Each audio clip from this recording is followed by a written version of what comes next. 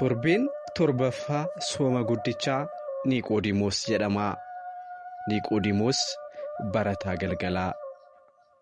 Niqoodimoos beekaa kakuu moofaa barsiisaa Fariisotaa ture. Guyyaa guyyaa uummata Fariisotaa barsiisatii gorsaatii oola.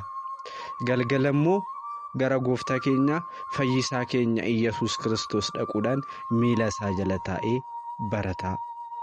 Niqoodimoos halkan deemee barachuunsaa tokkos guyyaa hojii qaba waan ta'eef barsiisaa oola. Halkan gooftaa jalatti barata. Tokkos beekadha barsiisadha jedhamee waan ilaalamuuf yeroo baratu yoo arganitti innoo ofiif ni barataa. Nu imaal nu barsiisa jedhanii akka isan tuffanneefidha. Kanaaf dhugaan jireenya daandiin Iyyasuus Kiristoos ta'uusaa kan barate kan hubate beekan Niqoodimoos jedhamu kun galgala gara gooftaa keenyatti deemuudhaan buddeena jireenyaa sagalee jireenyaa gooftaa keenya jala taa'ee barachaa ture. Kanaaf ittiin yaadachuudhaaf torbee kana Niqoodimoos jechuudhaan abbootiin mana kiristaanaa keenyaa moggaasan.